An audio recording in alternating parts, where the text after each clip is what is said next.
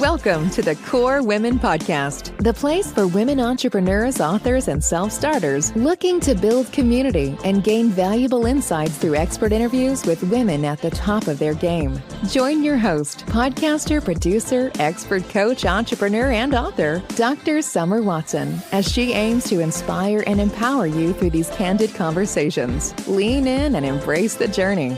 It's time to start the show. Here's your host, Dr. Summer Watson. Welcome to the Core Women Podcast, where today's guest is Dr. Katelyn Lehman, who is revolutionizing the field of psychological well-being through her pioneering approach that blends heart-brain coherence and nervous system healing with sympathetic resonance. As the founder of Quantum Clinic, Dr. Lehman has gained widespread recognition with features in major media outlets such as Goop, LA Times, NBC, and Beverly Hills Times, described as building a movement centered around radical reconnection with nature, our own bodies, our intuition, and one another. Dr. Lehman's work has transformed countless lives. She's leading the way in creating a new paradigm of mental health that embraces the interconnection between human and planetary health. Join us as we explore her groundbreaking work and discover how it can lead to personal and collective transformation. Welcome, Katelyn. Thank you so much. Wow. I'm excited to be here and to talk to you. That is quite the introduction because you've done quite a bit. And I just needed to mention what you've done because it is amazing. We're going to get into actually the evolution, but I loved your bio. So before we dive in to your professional journey, if you could describe your journey in one word to this point, what would that word be and why? Well, it's funny when you ask me the question, the first word that actually comes to mind is transcendental. Okay. I really feel like in my life, I've been guided by spirit and guided by the spiritual dimensions of my life. And so, yeah, I'll say transcendental. Okay, let's talk a bit about that. You said transcendental. Tell us more about that word. Tell us more about the evolution of your journey that got you to your understanding of self, of well-being, of connectedness. Tell us more. I was raised by two transpersonal psychologists. Transpersonal psychology is looking at like beyond the self, right? Specifically looking at the relationship with spirit. I did sort of like come up in a family and in a community that was deeply rooted in spirituality. I've had a meditation practice since I was young, and that has continued to evolve. After college, around the Great Recession, when I was figuring out, okay, a young adult, like, what am I going to do with my life, right? I was considering law school or clinical psychology. And I ended up landing on clinical psychology for a number of reasons, but specifically within that, then I emphasized in an area called multicultural community psychology. I was really interested in looking not just at mental illness and disease, but also how to apply the very robust and inclusive aspects of psychology, which really is just an extension of philosophy, right? The original psychologists were philosophers. And today, as psychology is practiced, it's maybe a little bit different than that. But I wanted to explore kind of like, how can we look at this body of knowledge in psychology and apply it to systems to create new models of community care, of community well-being, to support one another through these really difficult times that we're in. And I think it's no stretch of the imagination to say that this is a really arduous journey that we are in collectively, where we've sort of met and in some cases exceeded the carrying capacity of the planet from an ecological perspective. We sort of seem to be blindly careening towards this extinction level event. And yet the collective response to those circumstances hasn't necessarily been met with the sense of urgency that many agree is necessary or indicated at this time. And so my work has always kind of sat at the intersection of intra-individual healing for systems change. So like, what's the relationship between, as I do my own self-healing and self-growth, that I become more capable of participating in this grand experiment called the human existence and being a voice for reason, being a voice for change, being a voice for community building, community reconciliation, community organizing, et cetera, et cetera. And so, my work here at Quantum Clinic today is really an extension of that. It's about bridging and bringing together kind of existing mind-body techniques to support people in addressing the dysregulation that often occurs inside of us and having a space to integrate what it's like to be you at this particular moment. And it's wonderful work. We're incredibly grateful to be here. I feel really fortunate and blessed to be doing this work and to be having these lovely conversations with people like you, because community building happens at all different levels. It's not just here locally in Los Angeles, which is a big part of my work. It's also connecting with people in other places and sharing ideas and having conversations that inspire and ignite, a desire to keep going. Yeah. Absolutely.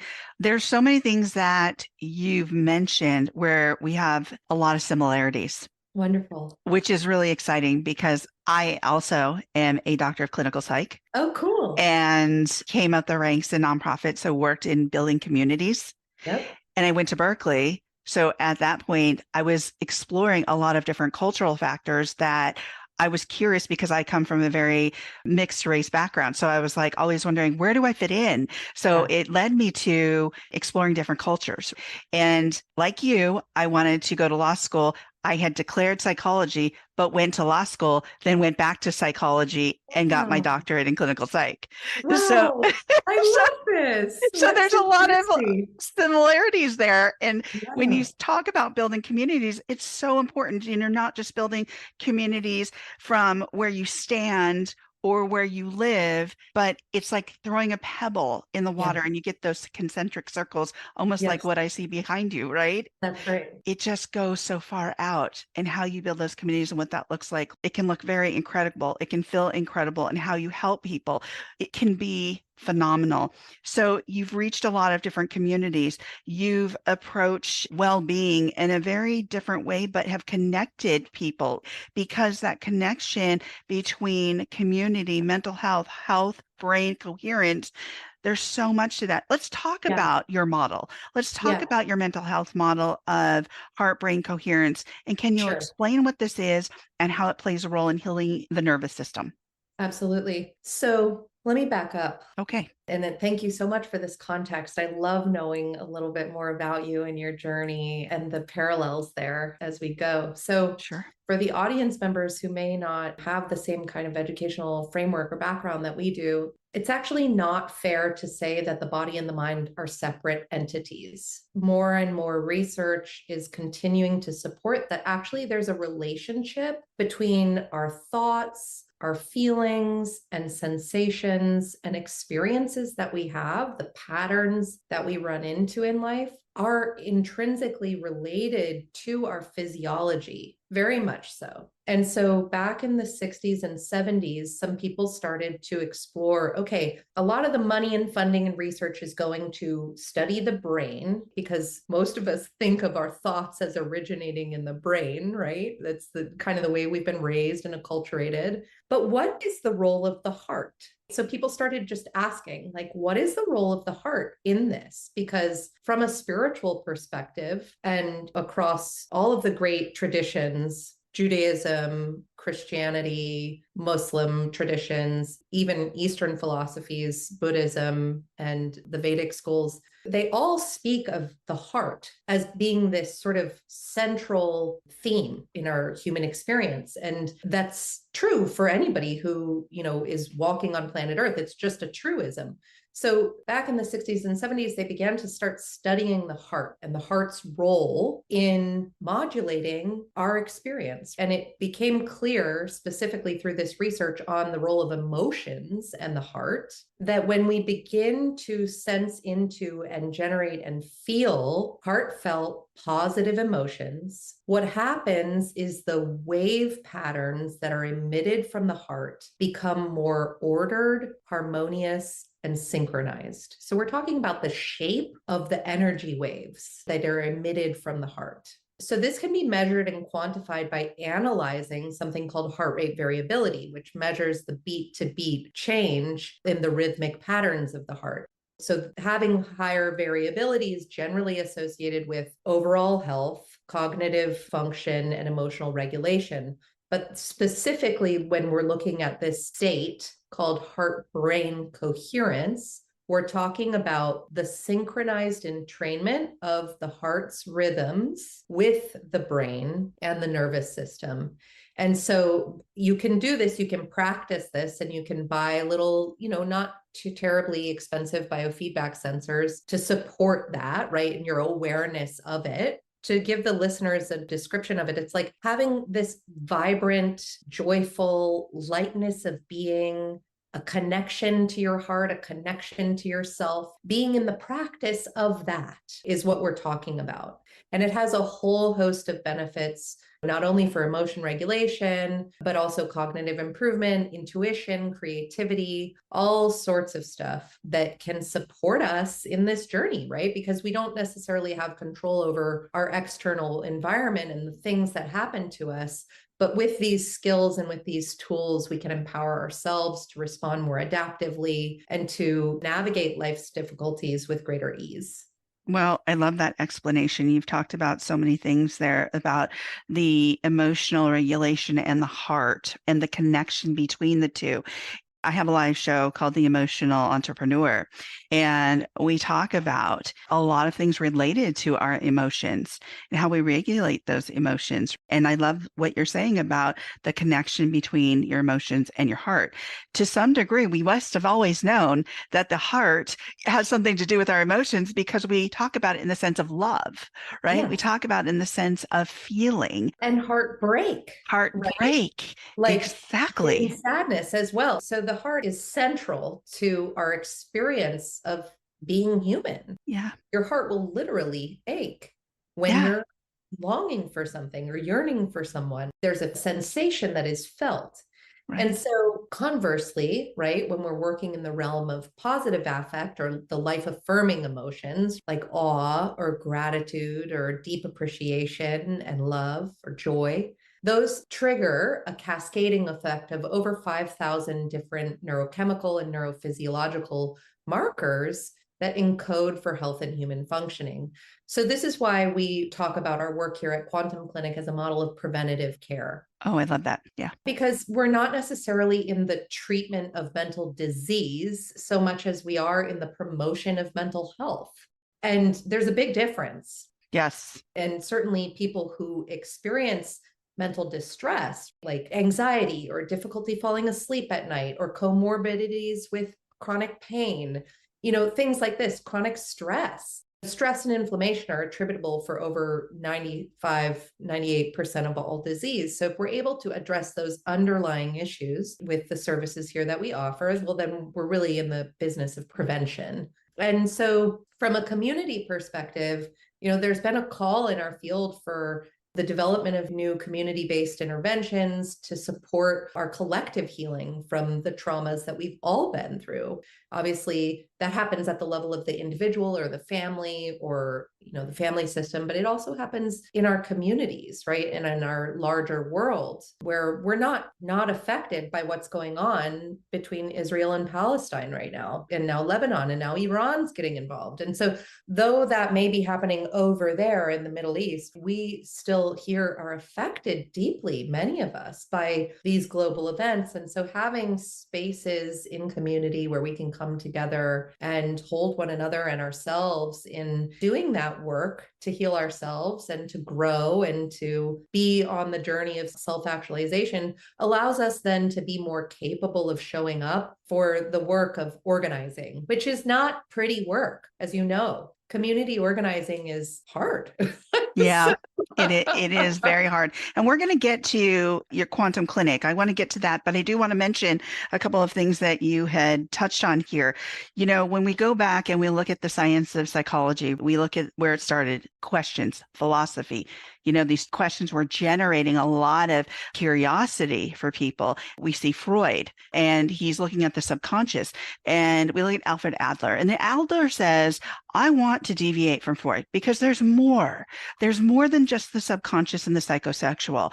There's more. There's community. Right. There's community and your point of discouragement. And there's all these theorists, but they're also scientists. And so they're working on this. And there was also this energy pool for them to be part of this mind frame, this thought about psychology, because they had a past too. Right. They had some things that were going on with them that were hurting their heart, that were hurting their spirit, that were infecting them physically, Yes. that drew them to psychology. And Alfred Adler was a sickly kid.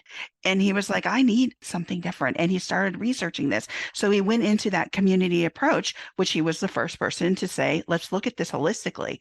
There are variables that impact us, right? Multiple variables.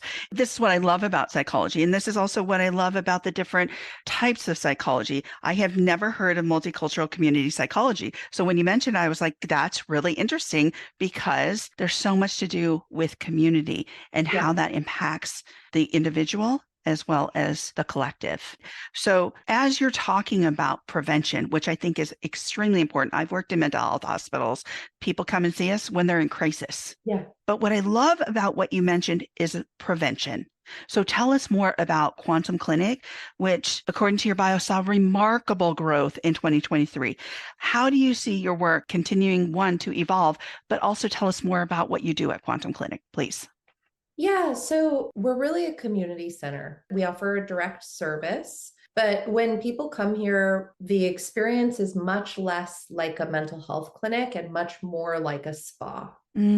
So you do a kind of semi-structured intake process like you would at any other doctor's office or medical adjacent facility like a chiropractor or acupuncturist. You do an intake and then you're in the system. And our process is fairly straightforward. We do a guided biofeedback-driven heart-brain coherence meditation prior to every service. Myself and my clinical staff, we meet with the clients and ask them what brings them in and support them in kind of tailoring the experience and preparing them for their hour of rest with that meditation, which, is very much like a person-centered approach. And then folks have 1 hour in what's called flotation therapy. So flotation therapy, for those who are not familiar, was actually established at the National Institute for Mental Health in the 1950s by a neurologist who was also psychoanalytically trained by the name of Dr. John Lilly. But essentially, it's a place, right? It's a room with a warm body of highly salinated water that you go into and you rest. You literally lay down in this water. And our invitation to you is to be focused with your mind's mental energy, focused on the energetic center of the heart and practicing these breathing techniques that we do prior to the direct service with you.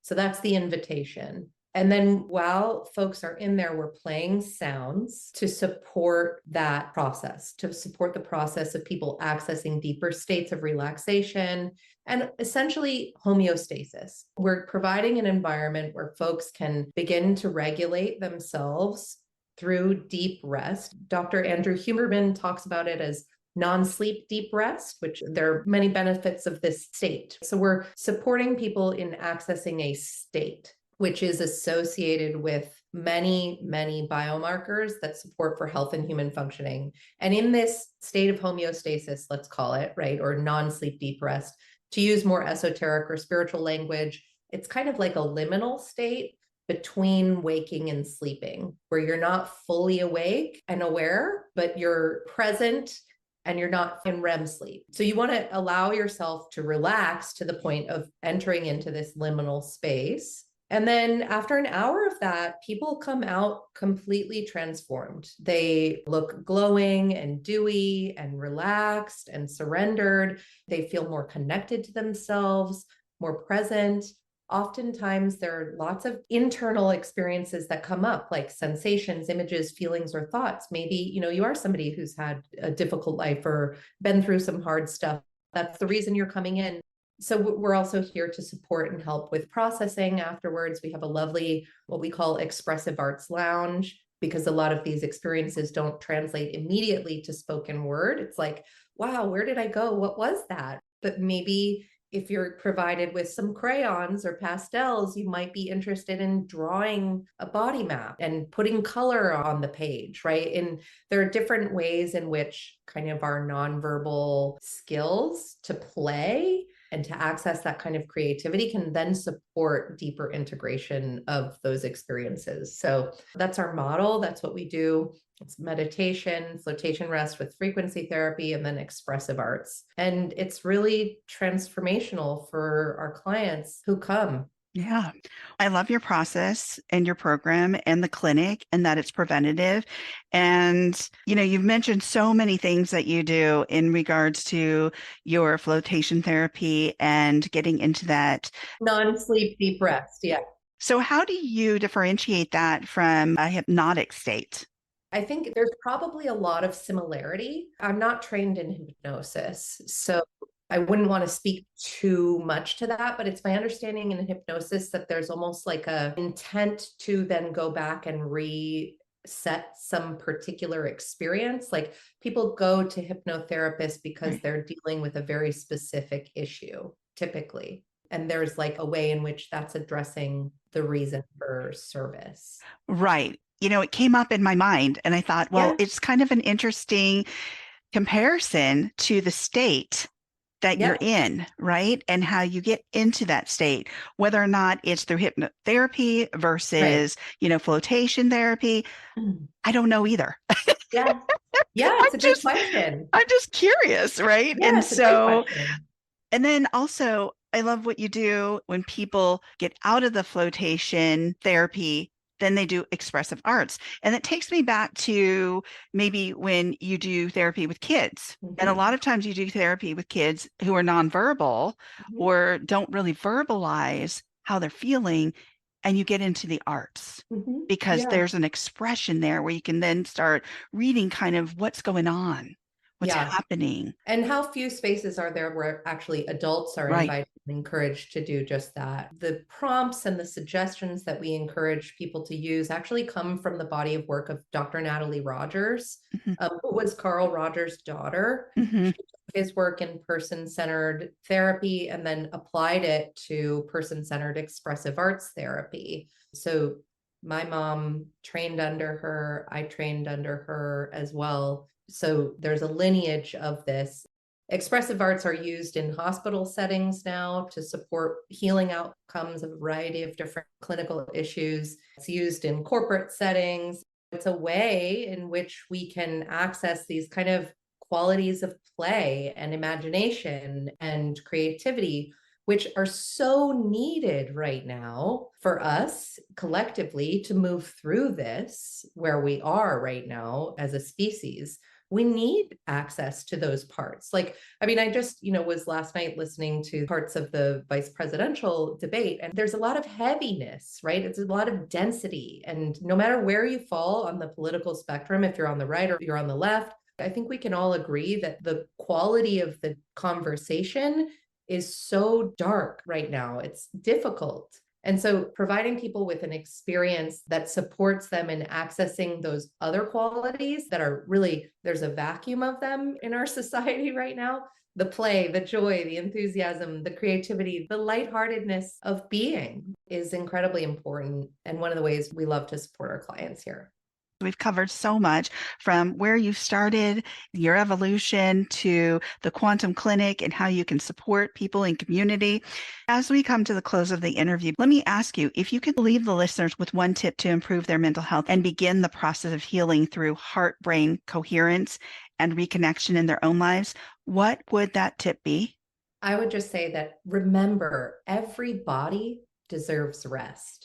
And when you allow yourself to rest and connect with the energetic center of your heart, an entire world of possibilities opens up for you. Well, thank you, Dr. Katelyn Lehman, for joining me on the Core Women podcast today. Thank you so much for having me. Absolutely.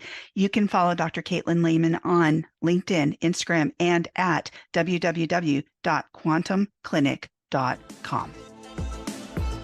Thank you for joining us on the Core Women podcast with Dr. Summer Watson. We're so glad you're here and would love to connect more with you. Find us on Instagram, Facebook, and YouTube at Core Women, and on Twitter at Core Women 1. For more about Core Women and Dr. Watson, visit corewomen.com.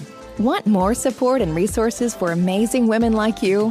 Great! Join Dr. Watson and Jen Fontanilla at the Life, Love, and Money Collective, a core women production that aids in understanding the key traits that might be getting in the way of living a life that you are absolutely passionate about. Connect with Summer and Jen and find out more at thelifeloveandmoney.com.